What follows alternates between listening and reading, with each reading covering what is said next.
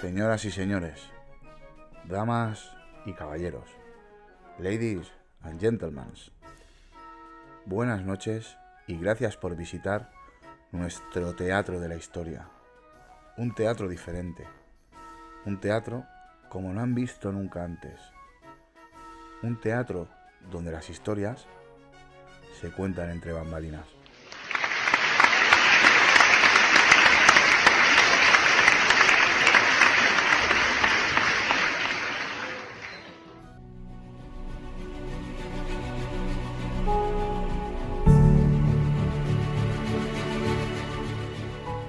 Las guerras suelen tener el efecto de acelerar el proceso de la historia. Peter Gale.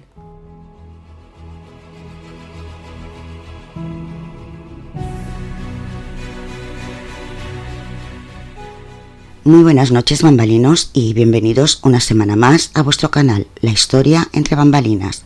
Cuando pasan unos minutos de las 10 de la noche, como ya sabéis, y así os lo dije hace un par de semanas, estamos en época veraniega y por ello hemos decidido adelantar media hora la emisión. Un martes más vamos a iniciar un fascinante viaje por la historia. Y para todos aquellos que nos escucháis por primera vez, os invito a que os quedéis y a que descubráis la historia contada de otra manera, porque la verdadera historia se ha escrito entre bambalinas, y esa es la razón, además de por qué me apasiona la historia, por la que hace ya 8 meses nació este canal, para contaros la historia, pero de otra manera, buceando más allá de lo que nos han contado, para sacar a la luz la verdadera historia, la que se escribió entre bambalinas. Y por supuesto también os invito a suscribiros si no lo habéis hecho aún, y a que activéis la campanita para no perderos el estreno de todos los martes, nuestras tertulias entre amigos en directo los miércoles y nuestros otros directos de los sábados por la noche. Espías en la noche, que ya vuelve este sábado después de que nuestro ex agente del Servicio Secreto Cubano, Gerardo Errasti, y con quien estamos descubriendo los entresijos de las agencias de inteligencia y de contrainteligencia y sus miembros, haya regresado de sus merecidas vacaciones. Pero antes de entrar de lleno en la historia de hoy, os recuerdo, como cada semana, que la historia entre bambalinas está en Patreon. El enlace para que podáis apoyar el canal lo tenéis en la descripción del vídeo, patreon.com/la historia entre bambalinas, y también nuestro número de WhatsApp, por si finalmente os decidís a enviar vuestras notas de voz con vuestros comentarios, preguntas o sugerencias, eso sí, con el mero ruido de fondo para que se os oiga bien. Es el 602-535092, 602-535092, con el 34 delante por si vivís fuera de España. Y ahora sí, vamos ya con la historia de esta noche.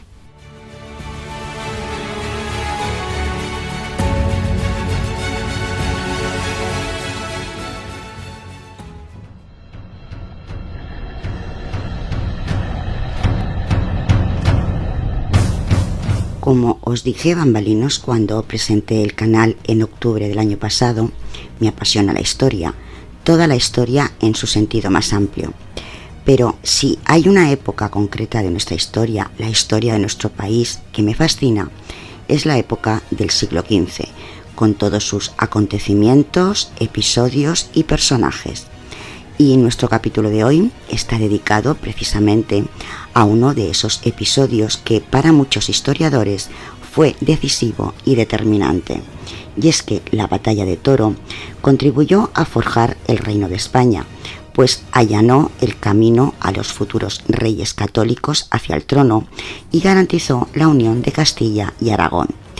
Conozcamos, pues, qué fue esa batalla y lo que significó para la construcción de un país, España, y de un imperio que fue el más poderoso, a pesar de que muchos se empeñan en demonizar, ningunear y dar pábulo a esa leyenda negra que tanto gusta a los que tan cómodos se sienten en pretender borrar la historia de un país, un imperio y una época tan brillante, con sus luces y sus sombras, por supuesto, y que ningún otro país o imperio consiguió tener jamás.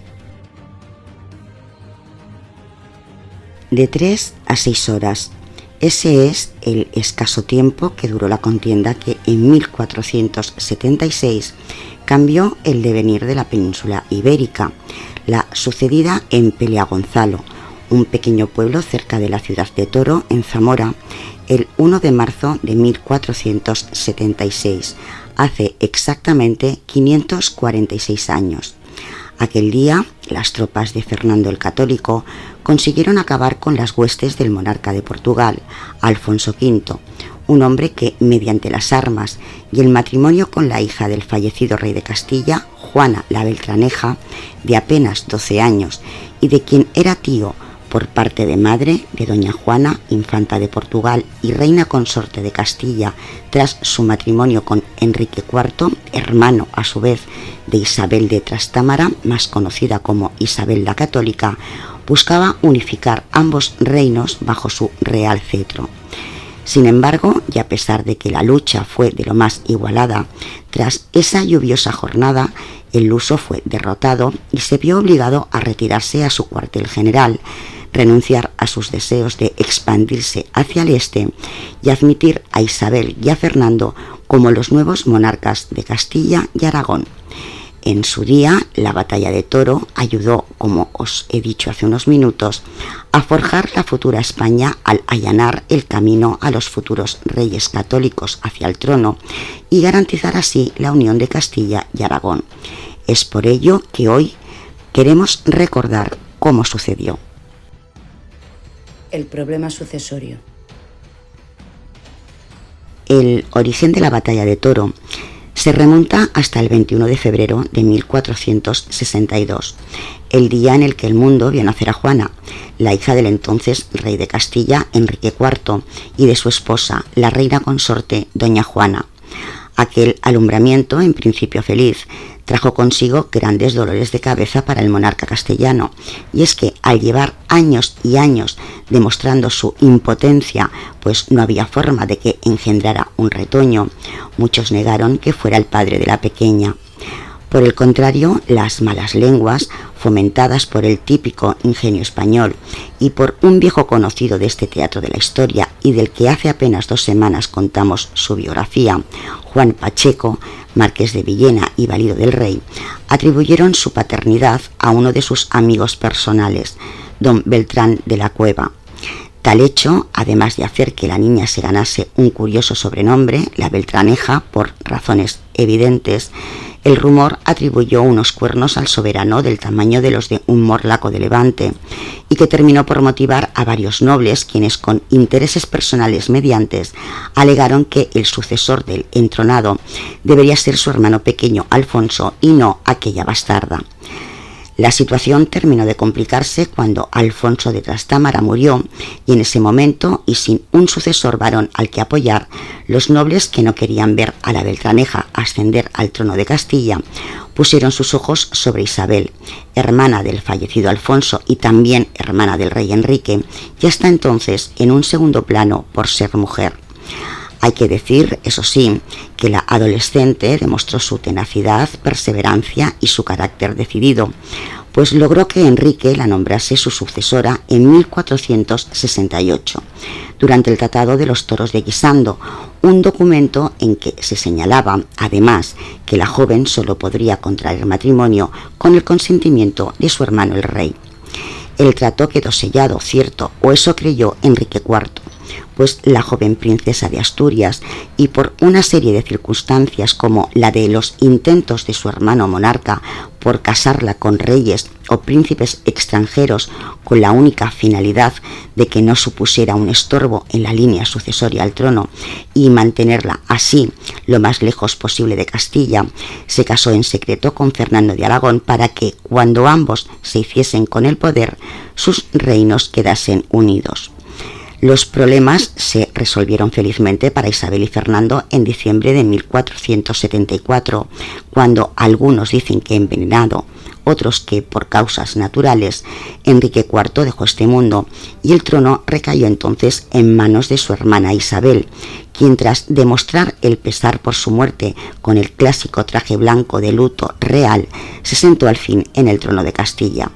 al menos hasta 1475, ya que fue entonces cuando los partidarios de la Beltraneja, entre los que destacaban, por ejemplo, el intrigante Juan Pacheco, marqués de Villena, Alfonso Carrillo, otro intrigante de tomo y lomo, o el gran maestre de la Orden de Calatrava, y siempre movidos por su insaciable ambición y por lo tanto por sus propios intereses, volvieron a la carga con el objetivo de lograr el trono para la pequeña Juana.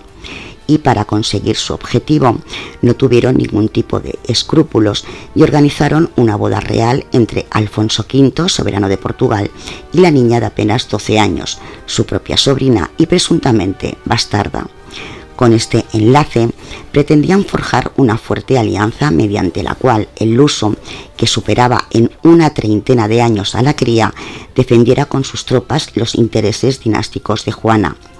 La coalición se materializó bajo promesa de un futuro matrimonio.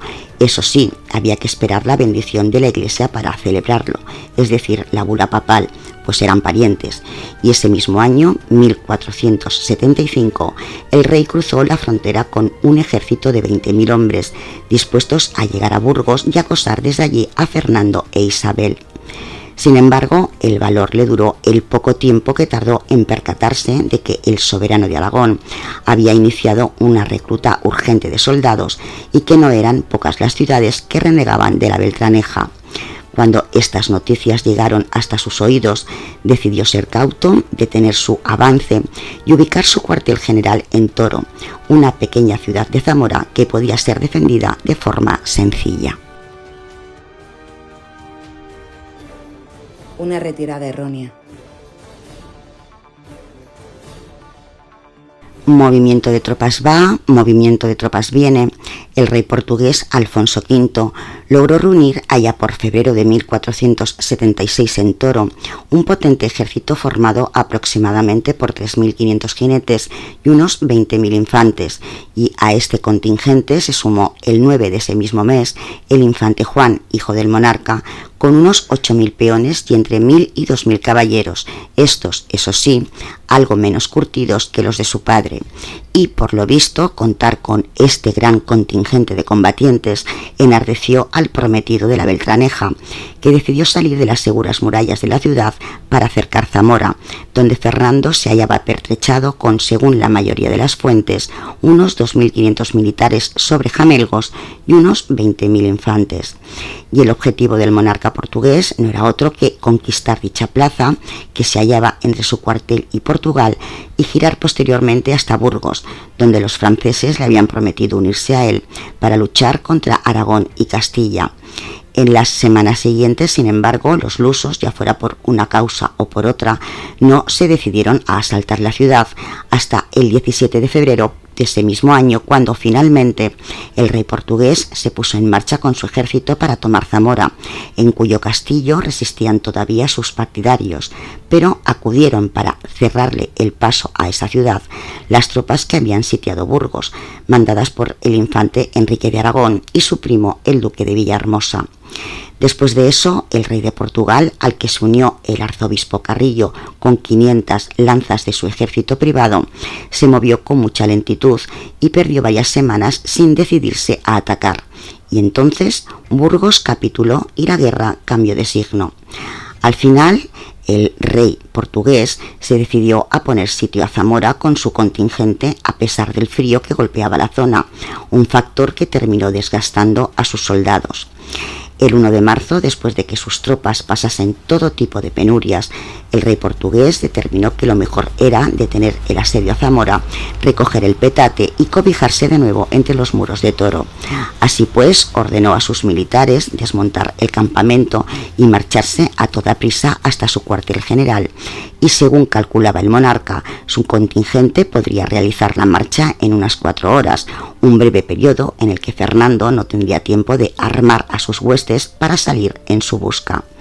Sin embargo, el aragonés tardó mucho menos de lo esperado en organizar una fuerza para perseguir a su enemigo, cuando tras llegar el alba se percató de que no quedaba ni un alma en los alrededores de la ciudad.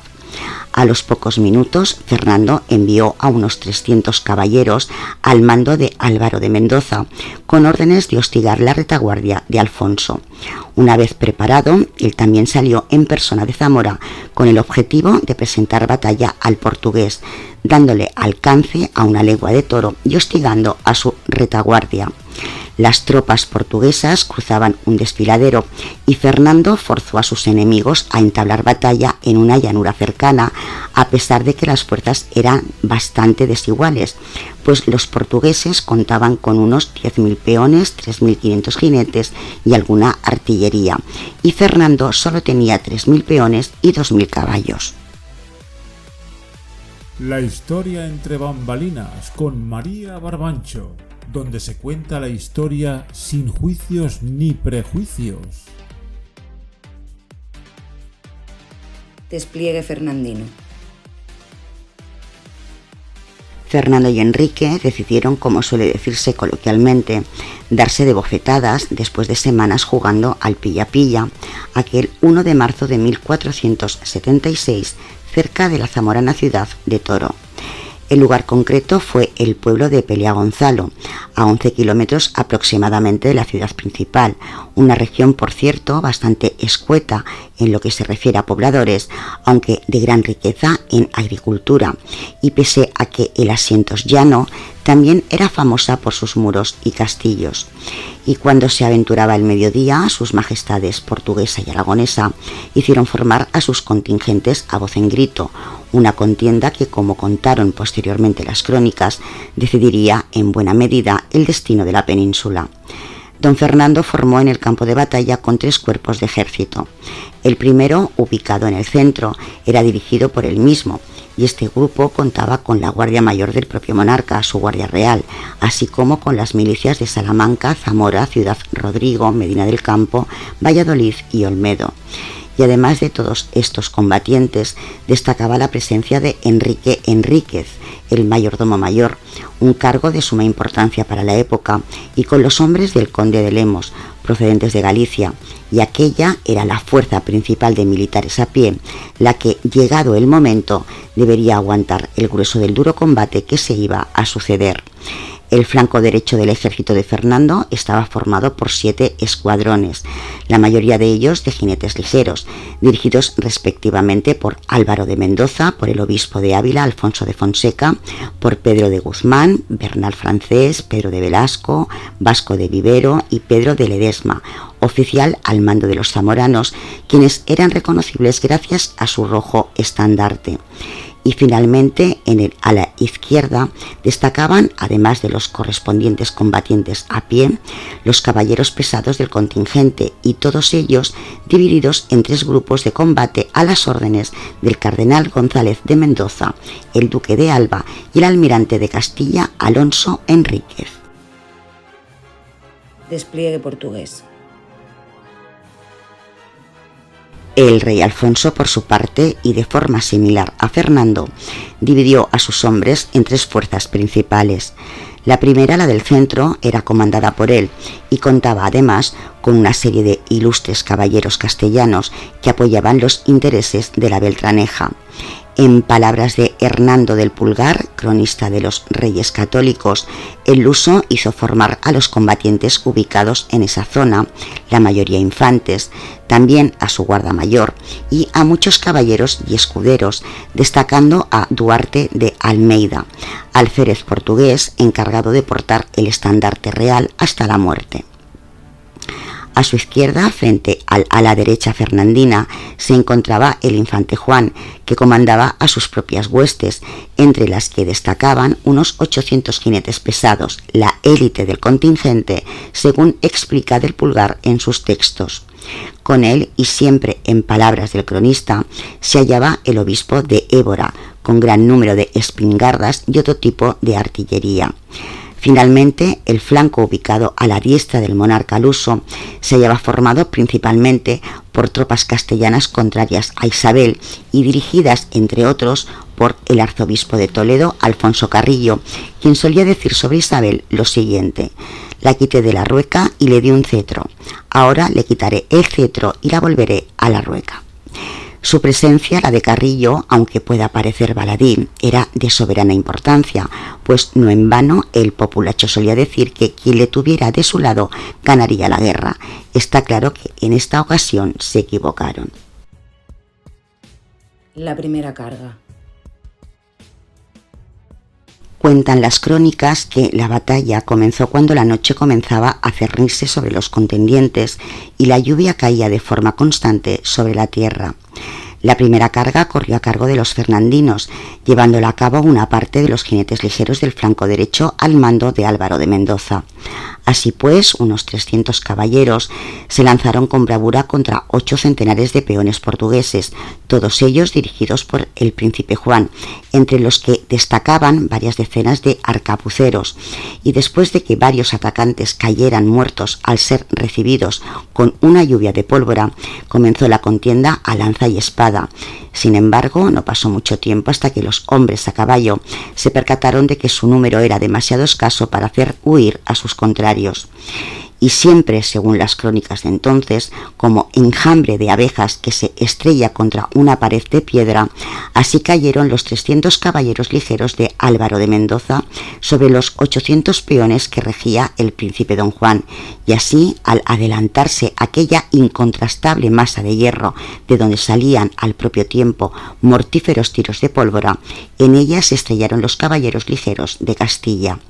Así pues, aquellos caballeros que habían hostigado la retaguardia del ejército portugués durante varias horas no tuvieron más remedio que retirarse con el objetivo de volver a reagruparse en la retaguardia, y esa primera acometida embraveció a los lusos, pero no desmotivó al centro comandado por Fernando, que se lanzó a la carga para enfrentarse a los hombres dirigidos por Alfonso V. Mientras el contingente central corría para repartir espadazos entre los lusos, los oficiales del flanco izquierdo se movilizaron para cubrir la retirada de Mendoza y tratar de hacer huir al hijo de Alfonso, pero el príncipe no se quedó mirando el bello paisaje, sino que le puso arrestos y envió más combatientes para tratar de superar por ese lado a sus contrarios y envolver así a Fernando. El sangriento combate central. Minutos después comenzó el combate entre las fuerzas centrales, cada una dirigida por su rey. Apenas existen datos sobre esta lucha, más allá de lo sangrienta que fue, o al menos así lo explica Hernando del Pulgar en sus crónicas, y lo hace de esta manera. Quebradas las lanzas, vinieron el combate de las espadas, y todos revueltos unos con otros. Sonaban los golpes de las armas y el estruendo de la artillería y las voces. Unos nombrando su apellido, otros gimiendo sus llagas y heridas, otros demandando ayuda, otros reprendiendo a los que veían negligentes en pelear y esforzándolos a que peleasen, porque entre los castellanos y portugueses había la vieja cuestión sobre la fuerza y el esfuerzo de las personas, y cada uno por su parte se disponía a la muerte por alcanzar la victoria. A pesar de la escasa información que existe sobre esta parte de la contienda, sí se conoce que en el centro de la batalla se vivió un combate singular entre un soldado fernandino, Vaca de Sotomayor, y uno luso, Duarte de Almeida. El primero luchó contra el luso con el objetivo de arrebatarle el estandarte real, un severo agravio para el bando que perdía la insignia, y en ese combate singular el alférez portugués perdió el brazo derecho debido a un terrible tajo del español, pero sin embargo asió aquel trapo con la mano izquierda para evitar que cayera en poder de su enemigo. En ese momento, y según cuenta la leyenda, se sucedió uno de los actos de valor del día cuando el militar del ejército de Fernando le cortó también su extremidad izquierda, y al no poder agarrar el palo con las manos, el alférez luso lo cogió con sus dientes, pero con todo no pudo evitar que se lo arrebatasen. No obstante, el estandarte real portugués no duró mucho tiempo en manos de los hombres de Fernando, pues fue recuperado por las tropas del infante Juan, que viendo su estandarte en manos ajenas, acudieron en pro de Almeida, y todos combatieron tan fiera y sañudamente que la enseña quedó hecha pedazos. A día de hoy se desconoce qué fue del portaestandarte portugués, el valiente alférez. Algunos historiadores afirman que fue hecho prisionero, mientras que otros determinan que cayó muerto ante la espada de los hispanos. Y el cronista de los Reyes Católicos, Hernando del Pulgar, afirma en sus escritos que logró sobrevivir y fue trasladado hasta Zamora. Para su desgracia, de nada le sirvió a Duarte combatir de forma tan determinante, pues en las 6 horas que duró la lucha, bajo la potente lluvia, sus compañeros fueron perdiendo cada vez más y más terreno ante los isabelinos. Y tras horas y horas de lucha y un combate en el que cada bando se afanó en acabar con su enemigo para ganar un trono para su monarca, la batalla terminó cuando Alfonso V, viendo que el centro de su ejército había empezado a huir hacia el cuartel que habían instalado en Toro, dio media vuelta y tocó a retirada. Y la huida se generalizó entonces en el flanco izquierdo y el centro luso, donde había sido imposible resistir el envite de los fernandinos. Aquella fuga por las bravas fue desastrosa, pues muchos soldados se vieron obligados a pasar a través de las aguas del Duero y debido al barro tropezaron y se fueron al otro mundo ahogándose. Y es que para entonces la noche era cerrada y poco se veía más allá de la luz ofrecida por una antorcha, y fue así como las aspiraciones del monarca luso tocaron a su fin. Y los textos de la época afirman que muchos de esos soldados portugueses salieron en una gigantesca estampida al creer que su rey había perecido en batalla. Y mientras el rey portugués se retiraba, su hijo aún tuvo tiempo de desbaratar el flanco izquierdo fernandino con sus caballeros, causando una considerable molestia al ejército atacante. Sin embargo, y al igual que le pasó a Almeida, su esfuerzo no sirvió de mucho, ya que cuando se percató de que su padre había huido, poco pudo hacer, aunque eso sí, se mantuvo estoico durante algún tiempo en la posición que había conquistado. Su heroicidad no fue pasada por alto por Fernando, quien en una carta a Isabel señaló que si no hubiese sido por él, Alfonso habría caído presa de sus propios soldados. A pesar de que Fernando logró hacer huir al rey Alfonso, el que Juan mantuviera el territorio y ambos bandos sufrieran un similar número de bajas, aproximadamente 400 castellanas y 900 lusas, hizo que el resultado fuera muy parejo sobre el campo de batalla. Sin embargo, el futuro rey católico tuvo la habilidad de enviar decenas de emisarios con misivas proclamando su victoria, y el movimiento propagandístico surtió efecto, pues a las pocas jornadas toda Castilla y Aragón sabían que el monarca luso había huido del campo de batalla para salvar su vida. Con todo, e independientemente de los muertos y los mensajes, la verdad es que esta contienda marcó el principio del fin de las aspiraciones del rey portugués de arrebatar el trono de Castilla a Isabel. Y con el paso de los meses, todos los nobles díscolos que habían acudido a Portugal buscando la ayuda del monarca luso acabaron abandonando a Juana la Beltraneja. Y el huido, por su parte, vio su fuerza mermada y finalmente renunció en 1479 a subir sus reales al trono hispano mediante el Tratado de Alcasovas.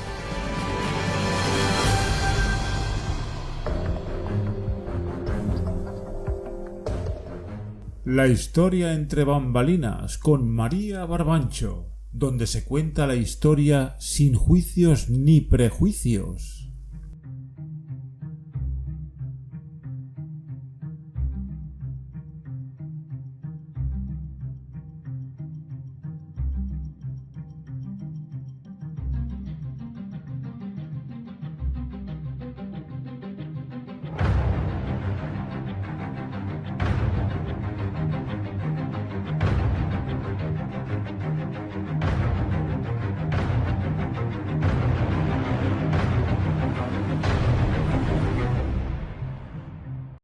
La corresponsal del misterio. Muy buenas noches, bambalinos. Un martes más os saluda la corresponsal del misterio. Y mi crónica de esta semana se centra en asesinas en serie. Una primera parte Pues aunque no lo creáis, mujeres asesinas y concretamente asesinas en serie, hay más de las que os podéis imaginar, porque aunque es cierto que los delitos de asesinatos en serie son cometidos más frecuentemente por hombres, estas señoras no se lo pensaron dos veces antes de atacar a sus víctimas.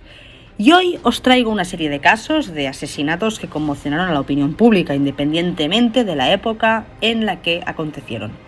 Pues todas estas asesinas en serie operaron a sangre fría, movidas por el dinero, la codicia o la locura y matando sin ningún tipo de contemplación. Y la gran mayoría, afortunadamente, fueron detenidas, juzgadas y condenadas por las barbaries que habían cometido. Mujeres de distintas épocas que cegaron la vida de cientos de personas inocentes y que las convierten en las asesinas en serie más famosas de la historia reciente. ¡Vamos a ello, bambalinos! Muchas teorías y suposiciones rodean a la primera protagonista de la crónica de misterio de hoy, la famosa Marie Delphine Lalaurie, una adinerada matrona y dama de sociedad que sembró el terror en la ciudad de Nueva Orleans durante mucho tiempo. Cuando un siniestro incendio destruyó parte de su residencia en 1834, la población quedó conmocionada y asqueada al descubrir que Lalaurie solía torturar de manera cruel y despiadada a sus esclavos. Muchos testigos recuerdan la crueldad de Madame Lalaurie, entre ellos un amigo de la familia que, en una ocasión, dijo haber sido testigo de cómo una esclava llamada Lea, de apenas 12 años, huyó al tejado de la casa completamente aterrorizada, diciendo que su señora pretendía arrancarle la piel. Mientras la niña lloraba, como acabo de deciros, absolutamente aterrorizada, Delphine la esperaba con un látigo jurándole que el castigo sería mucho peor si no se callaba inmediatamente, y como aún así la niña se negó, su dueña tuvo que lanzarle piedras para obligarla a obedecer, y Lea perdió el equilibrio y cayó rompiéndose el cuello. Furiosa, Delphine mandó atar el cadáver de la niña en un poste para luego azotarlo repetidas veces. O sea, locura. Originario de Nueva Orleans, Lalaurie contrajo matrimonio en 3 ocasiones a lo largo de su vida y siempre mantuvo una posición envidiable en las altas esferas de la sociedad hasta abril de 1834, cuando los pobladores que ayudaban a rescatar heridos después de un incendio en su mansión de Royal Street encontraron a unos cuantos esclavos atados que mostraban signos evidentes de despiadada tortura. Furiosos por el hallazgo, la población invadió la propiedad, saqueando y destruyendo todo a su paso. Debidamente informada de lo sucedido, Lalaurie se refugió en casa de unos parientes y luego cambiaría de nombre para no ser reconocida debido a la desaprobación social que desencadenó el descubrimiento de sus secretos, temiendo que las repercusiones la colocarían en un inminente peligro. Huyó a París, donde se cree murió en un accidente de caza. Y sobre esta despiadada asesina pudimos ver la maravillosa interpretación de la actriz Kathy Bates en el papel de Madame Lalaurie en la 3ª temporada de la aclamada serie American Horror Story. Nuestra siguiente asesina en serie se llamaba Aileen Wuornos. Esta mujer desde 1988 asesinó a tiros al menos a 7 de sus clientes mientras ejercía la prostitución, torturando previamente a uno de ellos. Todo indica que Wuornos nunca tuvo la oportunidad de tener una vida normal, empezando porque su hermano y ella fueron abandonados por sus padres, por lo que tuvieron que irse a vivir con sus abuelos al poco tiempo de haber nacido ella. Siendo una niña, sufrió abusos sexuales, psíquicos y físicos por parte de su abuelo, mientras que su abuela tenía problemas con el alcohol y hacía caso omiso de las circunstancias que les rodeaban a ella y a su hermano. A los 14 años se quedó embarazada, no se sabe muy bien de quién, y el nacimiento de este niño, lejos de traerle felicidad a su vida, provocó que la echaran de su casa y que su bebé fuese dado en adopción. Tras todos estos trágicos episodios familiares, se dirigió a Florida, donde sobrevivió ejerciendo la prostitución, y desde entonces fue habitual que Wuornos tuviese problemas con la ley de forma frecuente. Entre diciembre de 1989 y septiembre de 1990 se encontraron los cadáveres de varios hombres asesinados a lo largo de las autopistas de Florida y los objetos personales de las víctimas fueron empeñados cerca de donde se descubrieron los cadáveres, por lo que la policía pudo rastrearla. Aileen fue identificada y puesta en búsqueda y captura después de que varios testigos la hubiesen visto conduciendo uno de los coches de una de las víctimas. En el momento de su detención, en 1991, acumulaba delitos y faltas tales como arresto por posesión ilegal de un arma de fuego, falsificación, asalto y robo con extrema violencia. Aileen Wuornos confesó los asesinatos de 7 hombres, aunque alegó que fue en defensa propia, ya que habían intentado abusar de ella, pero, sin embargo, el jurado no la creyó y fue declarada culpable y condenada a muerte por 6 de los 7 asesinatos que había cometido. Aileen Wuornos fue ejecutada el 9 de octubre de 2002 y sus últimas palabras antes de la ejecución fueron: yo solo quiero decir que estoy navegando con el rock y regresaré con Jesús en el día de la independencia, al igual que en la película Independence Day. Con grandes naves nodrizas, regresaré. Y finalizamos esta primera parte de Asesinas en Serie con Belle Gans. El caso de Belle Gans es un caso paradigmático de viuda negra. Asesinó a 2 maridos y a varias decenas de hombres más con los que se relacionó sentimentalmente, los cuales eran atraídos mediante un anuncio en el periódico. Belle nació en Noruega en 1859, pero en 1883 emigró a Estados Unidos y al poco tiempo de estar viviendo allí se cambió de nombre y se casó con Mats Sorenson, adoptando 3 niños, Jenny, Mirli y Lucy. El matrimonio se estableció en Chicago, pero 6 años después de haber contraído matrimonio, Sorenson murió en extrañas circunstancias tras haberse hecho un seguro de vida, y aquello fue el inicio de la carrera criminal de Belle Gans. Tras la extraña muerte de su marido, Belle cobró $100 del seguro de vida, vendió la granja en la que vivía con sus hijos y con el dinero montó una pensión que casualmente también se incendió y de la que cobró, ojo al dato, el dinero del seguro. Y lo mismo sucedió con la pastelería que abrió después, hasta que en 1902 decidió trasladarse a Indiana, donde se casó con Peter Gans, que también fallecería en extrañas circunstancias solo un año después de haberse casado con él. Y Belle volvió a cobrar el dinero del seguro de vida. Y otro misterio que nunca se resolvió fue el de su hija adoptiva mayor, que también desapareció, asegurando que la había mandado a estudiar a Los Ángeles, pero lo cierto es que nunca se supo más de ella. Y Belle inició entonces su macabro negocio, atraer pretendientes con los que no tenía ninguna intención de casarse y a los que despojaba de los bienes que llevaban consigo antes de asesinarlos. Belle era astuta y muy precavida. Engatusaba a sus pretendientes, adinerados y sin familia, a través de cartas en las que a cada candidato le aseguraba que era el hombre de su vida y le instaba a vender sus propiedades e ir a verla con el dinero para establecerse juntos.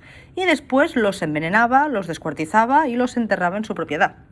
El primer error de Belle fue desvalijar y asesinar a Andrew Helgelien, que tenía un hermano tenaz y dispuesto a contar la verdad, Asle Helgelien, y cuando Belle sintió que las miradas se posaban sobre ella, decidió actuar. El 28 de abril de 1908, la casa de Belle se incendió.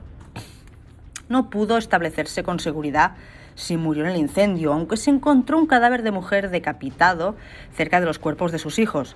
Pese a ello, los vecinos del lugar aseguraron que no se trataba de Belle. Roy Lamper, amante de Belle y empleado ocasional en la granja, fue declarado culpable del incendio y en la cárcel confesó que había sido cómplice de Belle, con quien cometió 42 asesinatos y que ésta había huido con el dinero que había recaudado de todos sus pretendientes, suscitando la incertidumbre colectiva. Nunca se pudo demostrar si Belle Gans murió en ese incendio. ¿Qué pensáis, bambalinos? ¿Que estas almitas de la caridad son las únicas y más peligrosas asesinas en serie? Ya os digo yo que no, pero como veréis en una futura crónica sobre asesinas en serie, eso ya será otra historia. La corresponsal del misterio desde lo más recóndito de la maldad humana para la historia entre bambalinas.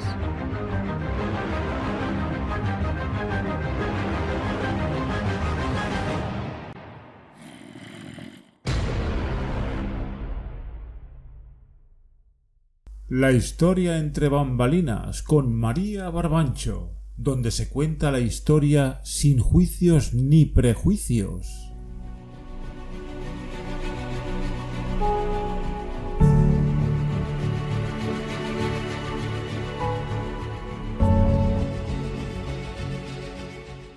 Pues bambalinos, otra semana más hemos llegado al final.